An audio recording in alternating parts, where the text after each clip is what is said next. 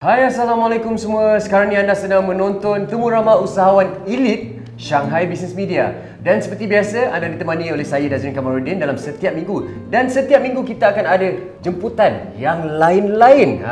Dan jemputan kita pada minggu ini adalah tidak lain dan tidak bukan seorang leading industrialist dalam karpet industri ataupun peneraju utama dalam dunia karpet di Malaysia ni, iaitu Encik Mohammed Hussein Saifuddin, ataupun lebih dikenali dengan nama Encik Mohammed, ya? Ya, saya. Assalamualaikum. Alright, so terima kasih Encik Mohammed kerana sudi datang ke rancangan kami ni. Alright.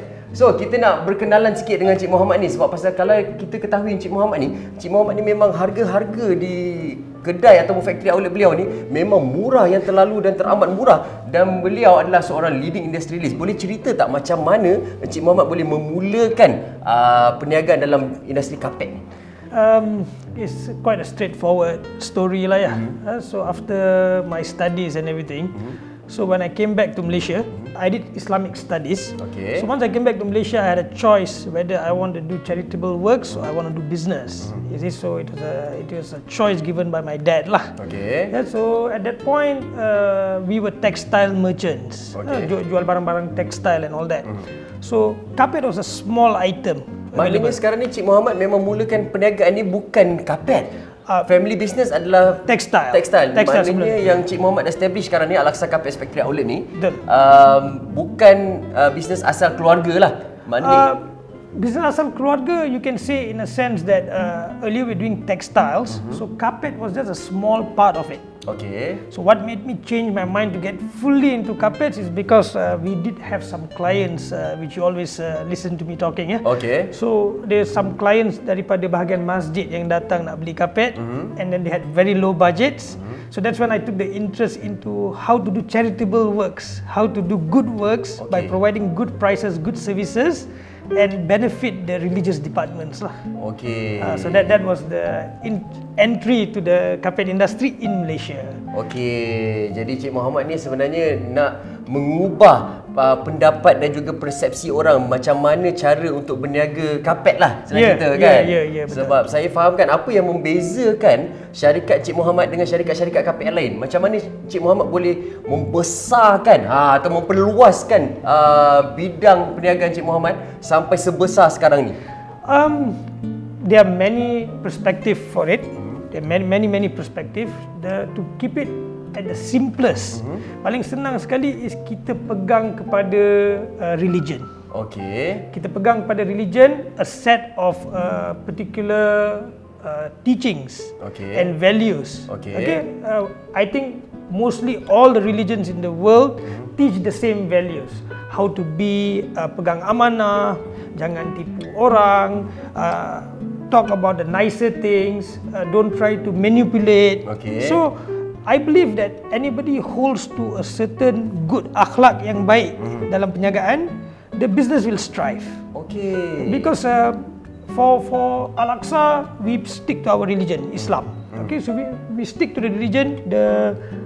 The company name Al-Aqsa Carpets is an Islamic-based company. Okay. So the values in it are all Islamic-based. Okay. So what's so Islamic and what's so different about it? It's quite simple. We believe in providing the best with a lot of hard work for the cheapest and affordable prices. Okay. So once we started sticking to these values, Alhamdulillah, it just started growing and growing and growing. Okay. So there's no room for laziness.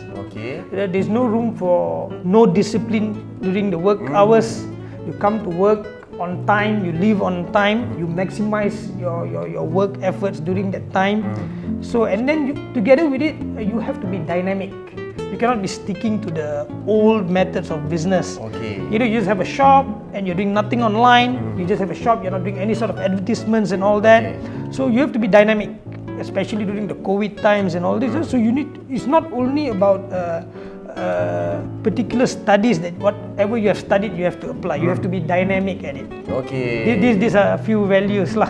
Okay. Alright. Sebab sekarang ni purpose rancangan ni adalah untuk menyuntik semangat usahawan-usahawan yang baru nak keluar buat perniagaan. Dan kadang-kadang ni diorang nak minta advice lah daripada Encik Mohammed dan juga para jemputan saya untuk memberitahu mereka macam mana cara-cara mereka nak berjaya dalam satu-satu perniagaan tu kan. Jadi macam mana Encik Mohammed kata-kata semangat nak bagi suntikan kepada mereka ni, macam mana diorang nak mulakan perniagaan tu, macam mana diorang nak tahu pilih perniagaan yang betul untuk diri mereka tu macam mana? Okay, so there are many different type of businesses today. There are businesses you do stock market business. That means you're doing purchases online for stock and then you're selling back stocks. Betul. And then you're doing education business. You're doing marketing businesses, media businesses. There are many different types. The one that I have practiced is the most simple form of business. Kita beli barang, ada barang letak kat kedai, kita jual barang. Okay. Atau kita beli barang and then kita kena installkan barang tu. Okay. It's a very simple mode of business. Alright. I believe that anybody who does business with simplicity, you stick to the values, you will strive. Okay. For an example, for me as a background, I do not have a marketing degree. Okay. I do not have a businessman's degree. All I have is a home education, okay, which comes from very good values and a family background of how to be a businessman. Okay. Rather than being, if you want to be self-employed, you need to have a little bit of courage. How can you have courage? You have to say the right things, then your courage keeps on developing and the confidence goes on and on. So if you want to be a businessman, I don't think all needed is you need to have a product. Okay. You need to source for the right product, look for the right prices, Okay. and then you look for a marketing strategy and how you want to sell the product. Start small, Okay. organically grow it, Alright. slow lah kita buat. Okey, sebab Mohammed ni, Encik Mohammed ni seperti yang saya kenali beliau, saya dah kenali beliau lama sebenarnya. Dan beliau ni adalah salah satu mentor saya juga dalam bidang perniagaan. Dan memang bila dia bercakap pasal harga, dia bercakap pasal kenal pasti produk, dia bercakap pasal cara kita market, Encik Mohammed memang orang yang saya kagumi daripada segi dan sudut itu. Sebab pasal beliau memang mengetahui produk beliau dan beliau tahu market cara macam mana dan tahu letak harga yang paling sesuai. Sebab sekarang ni apa yang saya nampak dalam industri zaman sekarang ni, semua orang nak untung cepat. Betul. Semua orang nak untung cepat, tapi dia orang punya harga memang mahal. Tapi berbeza dengan syarikat yang Encik Mohammed tubuhkan sekarang ni, barang-barang semua berkualiti tinggi, tapi harga-harga semua harga kilang. Macam mana Encik Mohammed boleh membesarkan dan mengembangkan syarikat dan mengaut keuntungan dengan mengeluarkan produk-produk sedemikian? Sebab sekarang ni orang kalau fikir bisnes, dia fikir modal nak kena, untung nak kena besar, produk tu so-so pun tak apa. Macam tu kan? Well, if again I emphasize on the amanah part of it, Okay. to be ethical in your business. So sometimes when you're going for price war, you are dropping the quality because you want to maintain a lower price with the same margin. Okay. Well, there is another way how to go about it. Betul. If you want a lower price and you want the same margins, so the method to do it is possibly you do a bigger purchase from the factory. Okay. You do a bulk purchase or you do a bulk production. Okay. So if you want to have bulk production, obviously you need more capital. If you go and take loans for that capital, then it is no more as organic as it is supposed to be. Okay. So one of the methods in the initial stage of business, one of the things that I would like to advise all the young entrepreneurs out there, Okay. Be patient. Alright. Be patient. Kena and sabar guys. Sabar and a lot of hard work. In the initial stage of business, it's always like that. It's very difficult. It's always very difficult in the initial stage. But once you get there, once you already have a set of customers, once you already know your product inside out, you know the pros and the cons and everything, then your work becomes even more efficient. Okay. So you have to keep on evolving, getting better and better at what you do lah.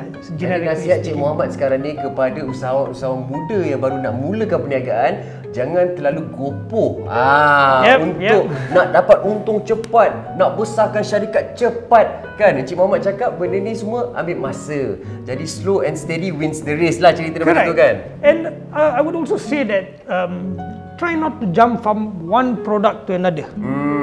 Kita jual produk ni, ada je untung sikit, forget about this product, then you jump into another field. Okay. Then you jump into another field. So then you don't become a businessman, you become a jumper. Okey. Jadi apa maksud Cik Mohammed sekarang ni adalah, sebab sekarang ni apa yang saya dapat daripada apa yang Cik Mohammed katakan sekarang ni, percaya pada produk kita. Betul. Maksud dia sekarang ni, jangan lompat-lompat disebabkan okey, produk ini rasanya macam keuntungan dia tak cukup banyak lah, tapi kita lompat seterusnya. Lepas tu lompat lagi, lepas tu lompat lagi. Jadi perniagaan kita tak akan berkembang.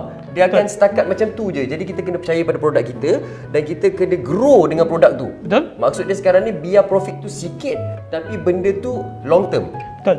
So not necessarily profit has to be very low until you cannot survive. You have a reasonable profit, then you have a plan of action, and you should be able to evolve accordingly. Maksudnya apa? Kita beli sesuatu produk, the product is not working out. If the product is not working out, what I meant by not jumping to another, don't jump from, say for example we are doing carpets, jangan daripada carpet immediately you want to jump into some other business. Betul, betul. Try to develop one business properly, get it going, put your full focus, put your full effort, and then if it is still not working out, then it is fair for you to move on to another thing. Okey, maksud Cik Mohammed sekarang ni, contoh katalah Cik Mohammed ada karpet dan karpet ni tak boleh jual laku selaju mana karpet lain yang laku.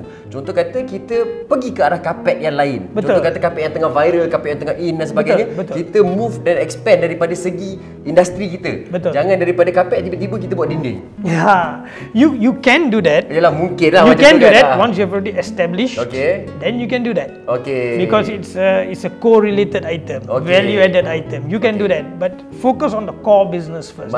You need to have some things that are your base. Okey, maknanya kita kena kenali skop industri kita tu lah. Betul. Maksud dia sekarang ni, kalau karpet berkenaan dengan dinding, berkenaan dengan flooring dan sebagainya, boleh. Itu masih lagi dalam skop kerja kita lah. Betul. Jangan tiba-tiba daripada karpet, tiba-tiba besok jual nasi lemak. Itu lain cerita dia kan. Betul. So one of the other things that just struck my mind as we are speaking is that once you have already identified a particular product, okay, and you have already targeted that you want to do that item, the business has to be simple. Okay. Meaning, you do not have to complicate things to a different level. When you want to say, for example, if you want to start selling some particular item, make it very simple. It has to be, what is the purchase price, what is the selling price, who are the audience, how do I sell it. Do not go into too much complications just before the business can even start. Okay. So I always say that it is not about what you sell, it's about how you sell. Okey, jadi ini adalah satu pandangan yang baru, berbeza dengan para-para jemputan saya lain. So ini adalah satu point of view yang baru sangat-sangat. Cik Mohammed katakan bahawa it is not about apa yang kita jual, tapi macam mana cara kita jual. Maknanya marketing strategy. Yeah, marketing, selling, buying, so it's all different. You know, so I always give an example of chewing gum lah. Okay. Have you ever experienced eating that black color chewing gum with the kucing punya muka kat atas? Okay, tu zaman dulu. Ya, betul. Pernah. The black and white one. Betul. Okay. Sedap chewing gum tu. See, you know about it. I know about it. You ask all those people, you know, who have been in that era. They all know about the chewing gum. Okay. How? It's not about the product. Zaman tu tak ada teknologi pun, tak ada social media dan tak ada ni semua kan. It's a very simple product. Okay. It's just how they sold the product, it became so famous. Everybody knows it. Betul. So you have to put a lot of effort into the product. And you really have to focus, and you have to be, I would like to say, you have to be laser focused. Okey. Maknanya untuk kita berjaya dalam industri kita, Encik Mohammed punya nasihat kepada orang-orang yang sedang menonton sekarang ni adalah kita kena fokus. Dan dia punya tahap fokus dia adalah setajam laser punya fokus. Maknanya jangan lari itu punya fokus tu kan.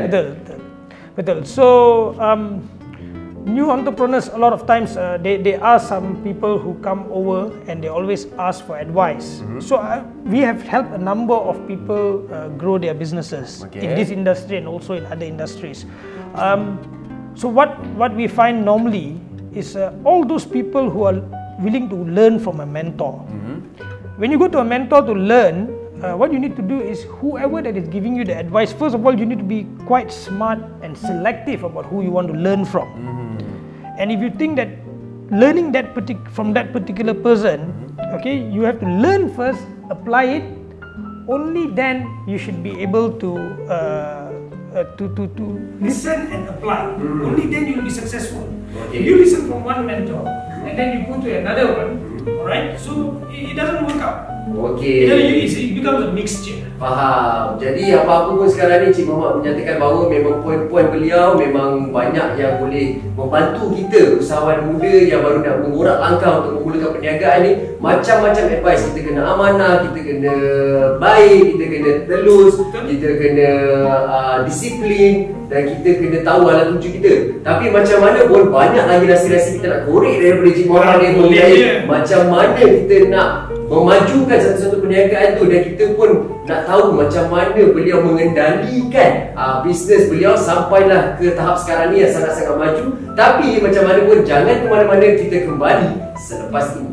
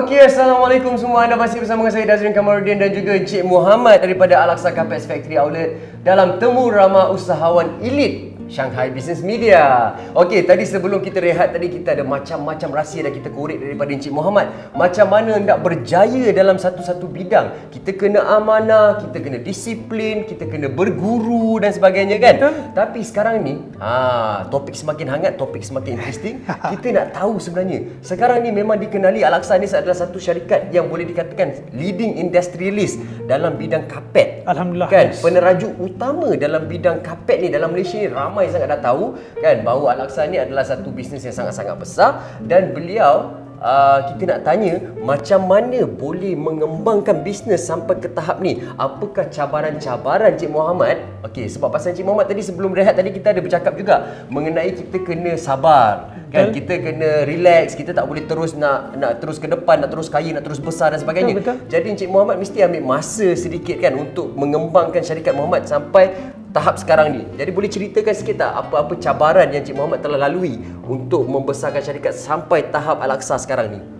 Okay, of course it's a wild world out there lah.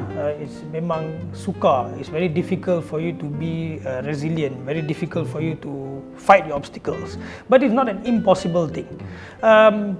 Yang pertama sekali yang saya kata earlier, those values that I was talking about was amanah, and then not to cheat, and be very open in your business. Do not have hidden agendas and all that. The other value that I would like to speak about when it comes to obstacle is tawakkul. Tawakkul, the confidence of believing that to the sole provider lah. For us, it doesn't matter which religion you are practicing. Maksud tawakkul ni adalah kesabaran, kepercayaan kepada Allah. So different religion, different kepercayaan, but the provider, everything comes from up there. You see, so if you do something, you have that thought in you. And you have that is a very strong piece of confidence that you have. Once you have that confidence, then anything and everything you can go and fight it out. Bulldoze je. Inshallah. InsyaAllah. So I give you an experience of the very first time of me purchasing carpets when I went to China for the first time. Of course, kalau Middle East and all this, they speak Arabic, so that's quite easy for me. But when it comes to China, it's a very big place for carpets. You know, it's a very big place for textiles and everything else. So how do you communicate in China? It's my very first time. I just sat on a plane, went off to China, and I made friends with another Chinese guy, Malaysian Chinese guy, who's flying off to Guangzhou, I think, at that point. Then from there we were supposed to go to Yiwu and all that. Tapi ni tak plan dah. Terjumpa dekat dalam kapal terbang. You need to have certain amount of confidence. And whatever money that I had saved at that point. Ni masa baru-baru start dulu. Masa baru-baru start. At that point, it doesn't mean that it's a family-based values. It's not a family-based business like that. So the values I got was confidence, amanah, tawakkul, and all these things. So I had a little bit of money with me, got onto the plane. Now I'm already there in China. I already reached the destination because made some friends along the way and all that. Reached the destination. So how are you supposed to communicate? Oh, betul? So I literally communicated in the universal language that there is. Which is sign language? Tidak, calculator. Alright. So just use a calculator. So I went around, okay, I want this product. So you just point it out and then use that. And I also use Google Translate. Alright. So these are the obstacles that comes along.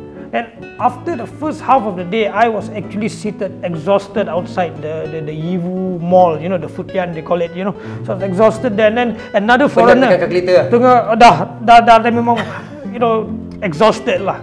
So another businessman comes along. You know, another businessman comes along and he says, "Is this your first time here?" He's quite elderly. He says, "Is your first time here, son?" I said, "Yes." "Yes, it is." He said, "Don't worry about it. Everybody goes through this." That one thing he told me, I remember till today. So you will face obstacles where you don't know the language, you don't know anything about it. But it doesn't matter as long as you don't give up. You just keep on doing what you need to do. And inshallah, it will happen. So in the midst of the business, while we're doing businesses, so you have to be also, doesn't mean you become humble and kind all the way in business. You also have to be a little bit shrewd. Jadi kita kena pandai. Kita tak boleh nak give everything. Yes, your prices are good. Yes, your quality is good. Your values are good. But it doesn't mean you start giving away things on credit terms too much. You do not take care of your financial balances and all that. I did burn my fingers a bit while we're doing the business. So there was an email that came in. We were doing business from China. So there was a scam going on at that point where they do the email scam. So for some reason we received an email to transfer some money instead of the regular bank account to a Hong Kong account. Wow. You see, so I did lose some money there, but it didn't stop me from doing the business. Banyak ke duit masa tu? Cik Mohammed hilang masa tu? I would say about half my capital was gone. Wow. Kalau kita dah terkena macam tu, kita mesti down buat bisnes kan? Sebab pasal kita akan fokus pada mendapatkan semula balik tu. Tapi Cik Mohammed tak Cik Mohammed teruskan perniagaan You have to. You have to. You don't stop living. You face a problem, you face it, you learn, and then you move on. So Alhamdulillah, actually I'm very glad that that problem happened in the initial stage. If I lose half the capital, now we're in big trouble. Jadi satu benda yang sangat-sangat menarik topik perbincangan sekarang ni adalah kepercayaan pada diri, kepercayaan pada Tuhan. Jadi bila kita buat satu perniagaan ni, kita kena percaya dan yakin 100%, tak boleh goyang pegangan kita tu. Tak kira apa bangsa ataupun apa religion dan agama kita sekalipun, Cik Mohammed kata kita kena percaya pada Tuhan kita, kan? Dan kita percaya bahawa Dia akan membantu kita, dan kalau kita ada keyakinan tu, insya-Allah kita boleh terus tembus setiap apa halangan yang datang. InsyaAllah. Just have to be brave, have the courage, it will be okay. Business is not so complicated. It's very simple. It's just buying a product, selling a product. It's as simple as that. Accounts are also not very difficult. It's just credit and debit. Okay, betul. So that is not necessary you have a very sophisticated software. Only then you can do business. No, you can just have a small journal and still do a very big business. It's just money in, money out and the balances. Maknanya sekarang ni apa yang Cik Mohammed cakapkan sekarang ni bukanlah teknologi sangat. Contoh kata kita kena ada setup yang betul-betul bagus, power dan sebagainya baru bisnes kita boleh naik. Tidak cara kita mengendalikan bisnes kita itu yang penting. Jadi bisnes tu adalah terpulang pada kita, cara kita mencorakkan dia. Bukannya disebabkan komputer lah, software lah dan sebagainya barulah kita boleh maju. Tak kalau kita berasaskan satu buku dengan pen pun, kalau kita pandai mengendalikan bisnes, buku dengan pen tu boleh menjayakan kita, betul? Boleh, insyaAllah. So as we were speaking, you know, if you want to do a complicated business, then yes, you need to have complicated knowledge. Okay. If you're doing a simple business, you just want to start off, it doesn't require so much. Many a times, banyak customer yang datang kat kedai kita untuk beli kapet untuk bahagian office, untuk new startup. So we give them a free consultation normally. If I am on the sales ground, insyaAllah I will ask the questions, what business do you do? Is it a new startup? What's going on? So they are looking at fancy carpets. Okay. Where it's really very expensive. Okay. You know.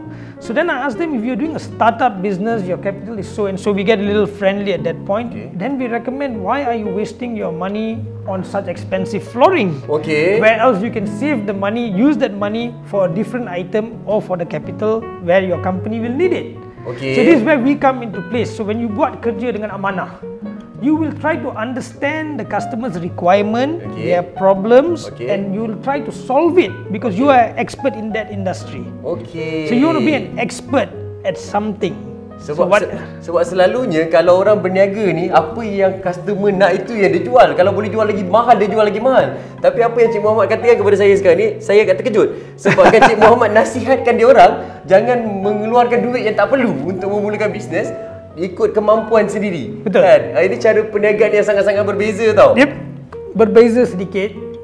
But alhamdulillah, that company that we have made is in front of the audience lah. Okay. So you can come, you can walk, you can have a feel, and then you can see that, you know, it is actually very simple. It's not complicated. Okay. Simple basic rules. You apply them again and again and again. Continuity. Consistency dalam bisnes adalah satu benda yang amat wajib.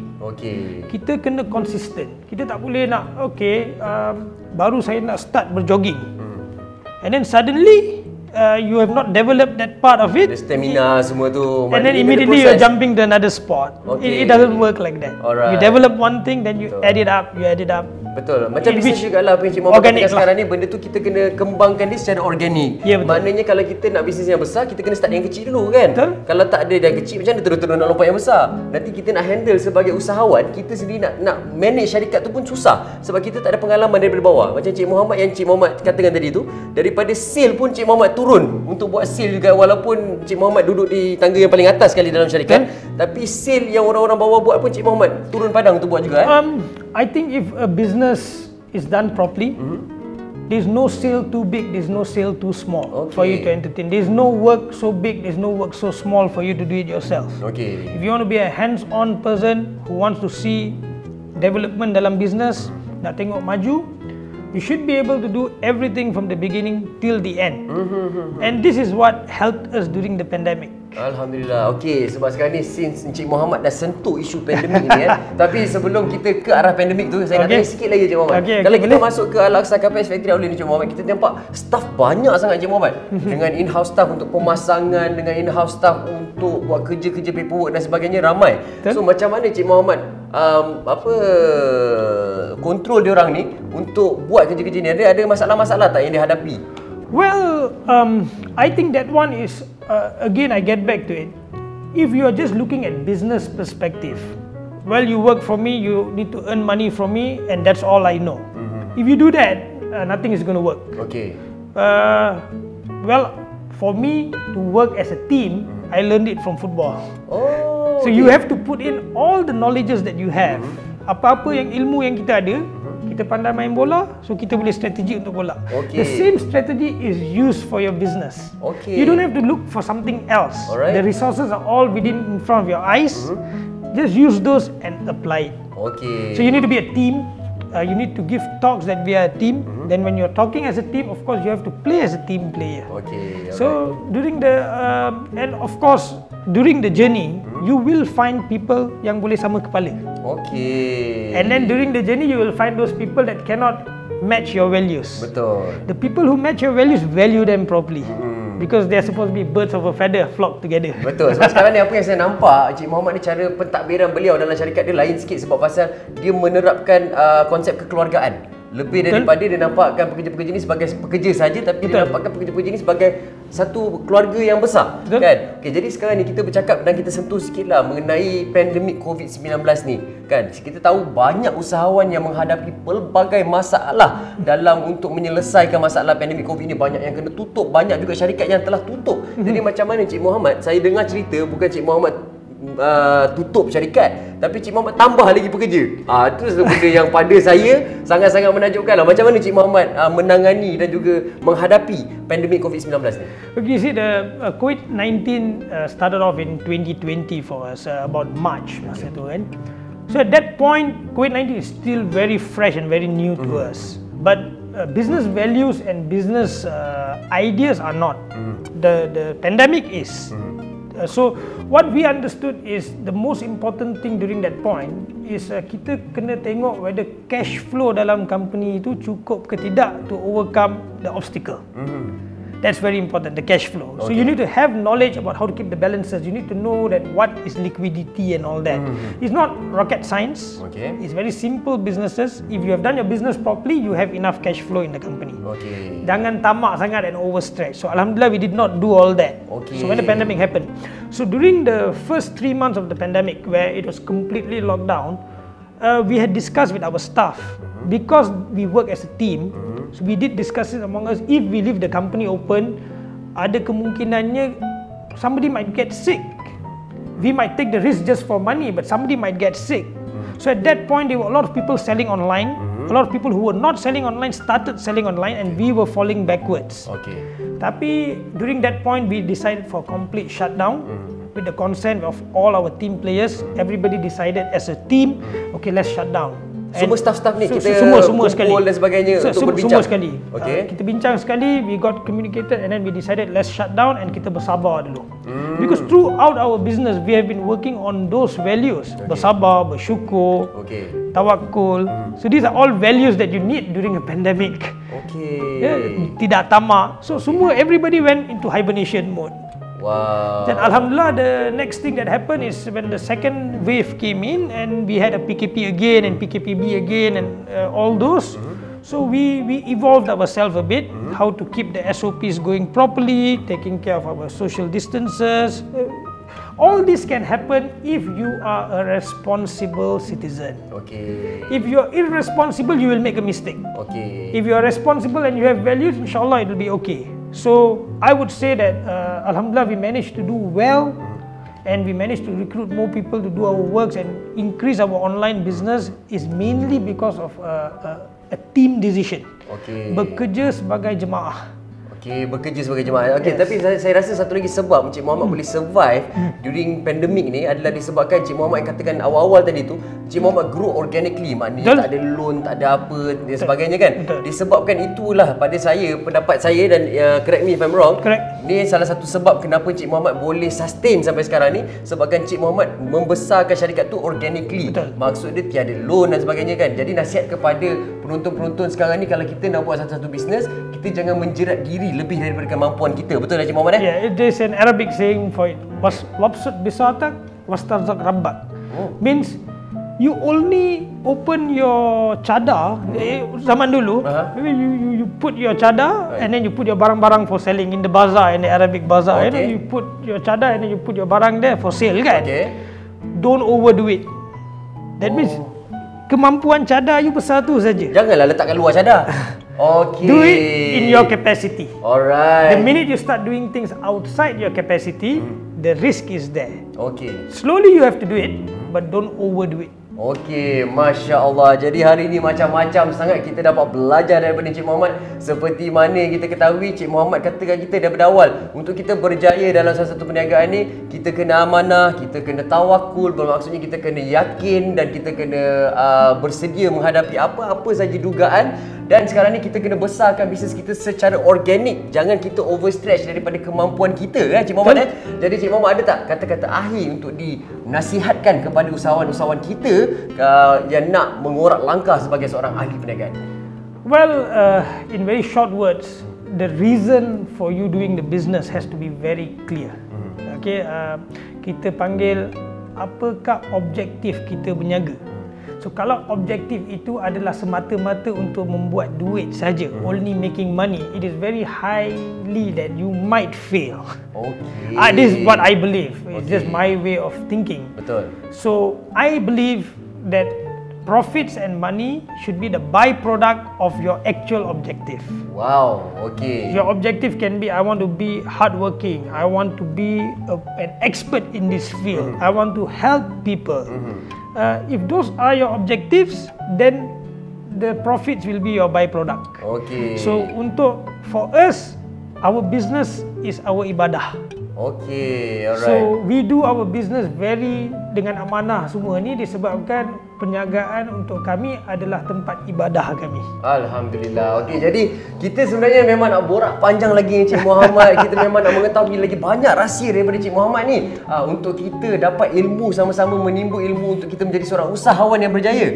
Tapi masa sangat-sangat mencemburui kita. Jadi saya nak ucapkan ribuan dan jutaan terima kasih kepada Encik Mohammed kerana sudi datang ke Temu Ramah Usahawan Elit Shanghai Business Media dan juga kongsikan pengalaman beliau dalam bidang perniagaan. Jadi, jangan ke mana-mana, kita jumpa pada minggu hadapan dengan episod yang lain, dengan tetamu kita yang lain juga dalam bidang perniagaan yang berbeza. Kita jumpa lagi minggu hadapan. Temu Ramah Usahawan Elit Shanghai Business Media.